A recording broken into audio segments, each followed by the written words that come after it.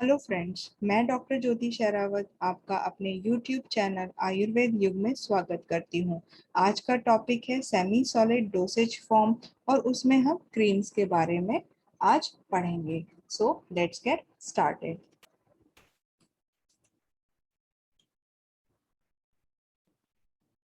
तो सबसे पहले मैं आपको ये टॉपिक स्टार्ट करने से पहले ये बता दूं कि मैं ये जो क्रीम्स का टॉपिक ले रही हूँ ये बहुत ही ज़्यादा बेसिक है।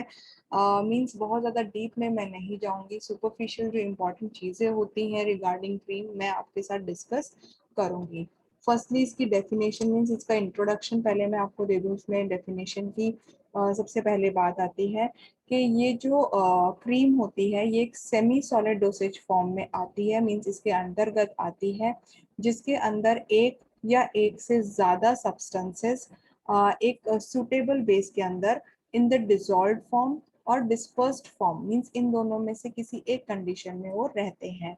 मींस जो क्रीम के जो मेन इंग्रेडिएंट्स रहते हैं वो एक बेस के अंदर या तो डिसॉल्व्ड फॉर्म में रह सकते हैं या डिस्पर्स्ड फॉर्म में रह सकते हैं।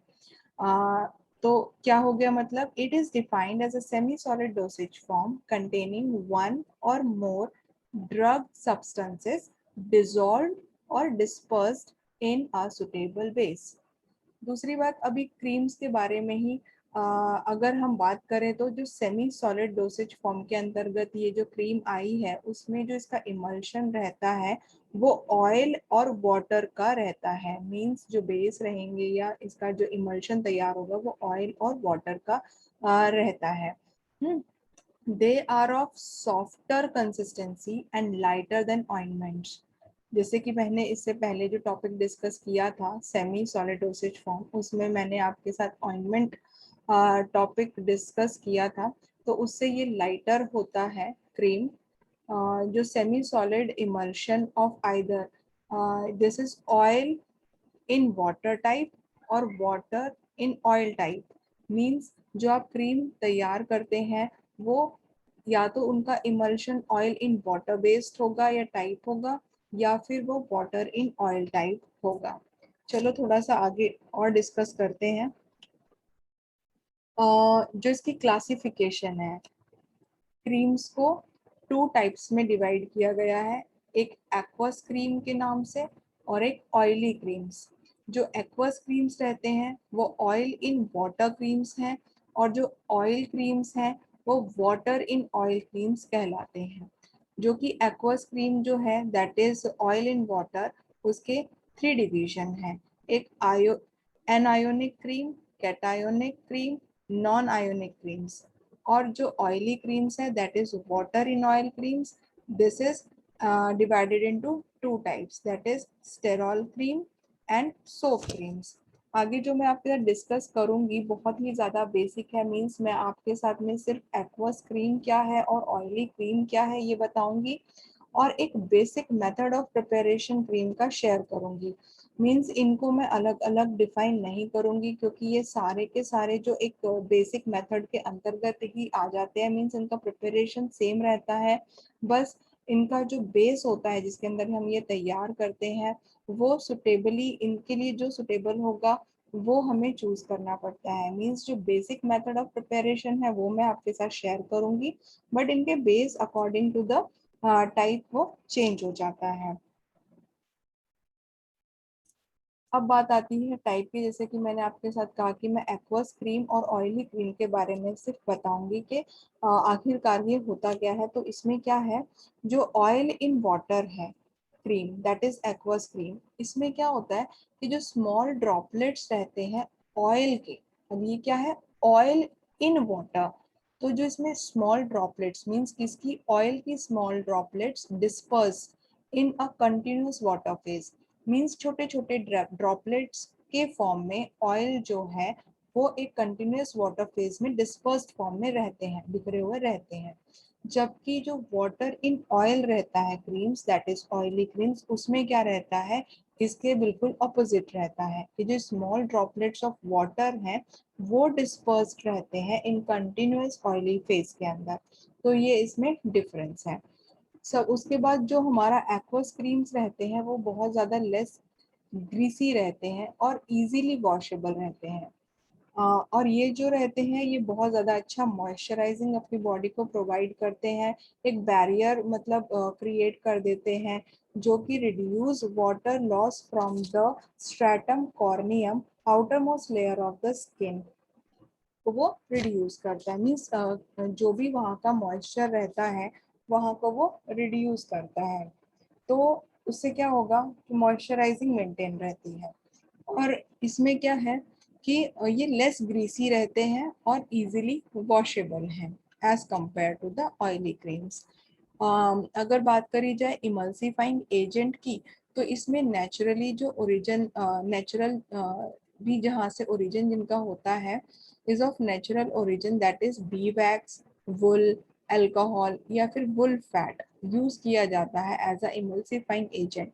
अगर आपको ये बताऊं कि इमल्सिफाइंग एजेंट क्या है, तो यहाँ पे मैंने इस पर्पल लाइन में लिखा हुआ है कि अगर दो लिक्विड जिसकी थिकनेस डिफरेंट है, अगर आपको उसको इमल्सिफाइड करना है, तो अगर उसमें आप इमल्सिफाइंग एजेंट डालते हो तो वो क्या होगा, they combine to form a smooth mixture. Means अगर कोई ऐसे लिक्विड्स हैं जिसके डिफरेंट थिकनेसेस है, तो आप क्या कर सकते हो, as by using emulsifying agent you can combine it to form a smooth mixture. तो ये हमें उसे मिक्सचर या फिर एक स्मूथ मिक्सचर बनाने में मदद करता है। जैसे कि आपको भी पता है कि जो ऑयल रहता है वो वाटर के अंदर कंप्लीटली मिक्स नहीं होता है और वाटर जो है वो ऑयल के अंदर मिक्स नहीं होता है। तो इस चीज़ को ताकि डिफ्रेंशिएट ना हो कि ऑयल पानी में तैर रहा है या तेल में पानी तैर रहा है, तो ये चीज़ ना हो करके हमें इमल्सिफाइंग एजेंट्स यूज़ करने होते हैं।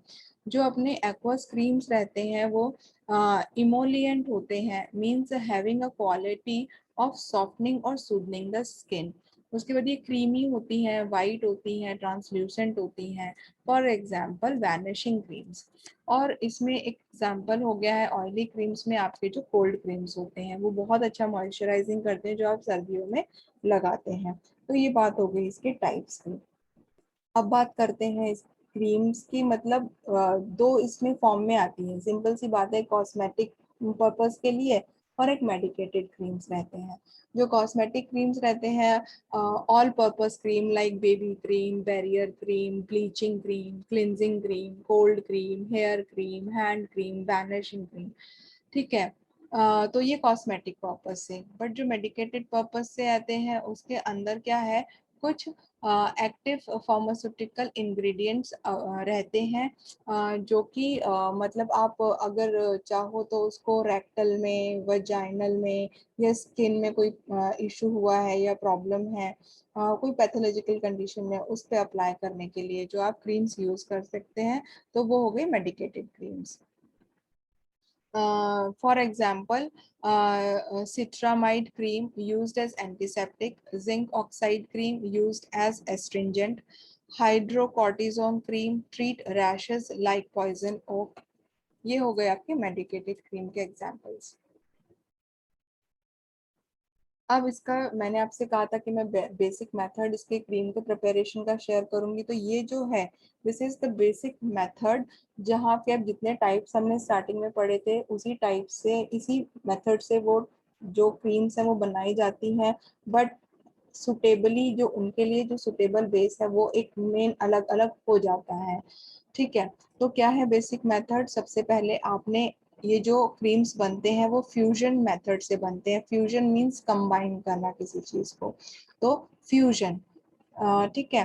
अब जो हमारे ऑयली इंग्रेडिएंट्स रहते हैं, ठीक है, मतलब क्रीम्स बनाने में जो हमें ऑयली इंग्रेडिएंट्स यूज करते करते हैं उसको एक अलग कंटेनर में पहले हमें मेल्ट करना होता है एट 60 डिग्री सेल्सियस पे, और एक अलग कंटेनर में हमें एक्वस सॉल्यूशंस को गर्म करना होता है at the same temperature, that is 60 degree Celsius. उसके बाद हमें क्या करना है, इन दोनों को हमें फ्यूज करना होता है, फ्यूजन। जैसे आप अगर आपको पता होगा, जैसे हम डांस वगैरह देखते हैं तो उसमें फ्यूजन होता है, मींस आपको दो तीन गाने मिक्स करने होते हैं, तो इस कॉल्ड एज फ्यूजन। तो यहाँ पर भी एक ऑयली और एक्वस सोल्यूशन को मिक्स करना होता है। तो ये जो एक्वस सोल्यूशन है, ये जो आपने वार्म किया है, वो आपको ऐड करना है इसमें, दैट इज जो आपने मेल्ट किया है। तो जो मोल्टन मिक्सचर है उसमें आपने एक्वस सोल्यूशन को मिक्स करना होता है। कैसे?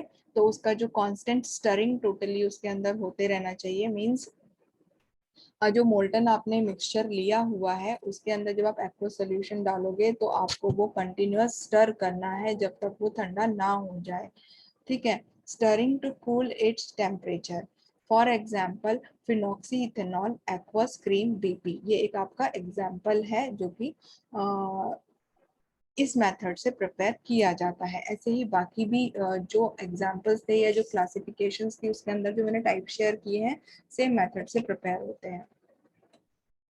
अब बात करते हैं हम लोग इसके एडवांटेजेस क्या हैं क्रीम्स की। तो सीधी सी बात है, सबसे पहले वो हमें एक प्रोलॉन्ग्ड एक्शन प्रोवाइड करती है at the site of application than any other pharmaceutical semi solid dosage form.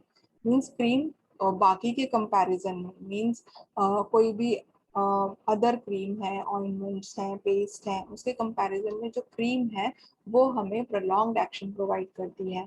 इसमें नॉन इरिटेटिंग एडवांटेज होता है कि ये इरिटेशन क्रिएट नहीं करती है, इजी टू वॉश है, इजी टू वाइप ऑफ है, लेस ग्रीसी है as compare to ointments, easy to apply and easily dried हो जाती है। तो ये इसके थे एडवांटेजेस। अब बात करते हैं, और इसकी जो कंसिस्टेंसी है वो स्मूदिंग है, मीन स्मूथ कंसिस्टेंसी का ये रहता है। अब बात करते हैं इसके डिसएडवांटेज की। तो ये जो है इसकी stability is not good as ointments, means ointments ज्यादा स्टेबल रहते हैं as compare to creams. They are less hydrophobic than other semi-solid preparation, so risk of contamination is high than other semi-solid dosage form. Means इसमें कैसे है कि ये less hydrophobic है, means ये क्या करता है कि पानी से जो ऑयल है वो अलग हो जाता है। मीन्स ये इसीलिए अगर पानी किसी चीज पे रहेगा काफी दिन तक कोई चीज पड़ी रहेगी तो आपको भी पता है कि कंटामिनेशन के चांसेस ज्यादा होते हैं। तो ये लेस हाइड्रोफोबिक है, इसीलिए ये जल्दी खराब होने के चांसेस इसमें रहते हैं।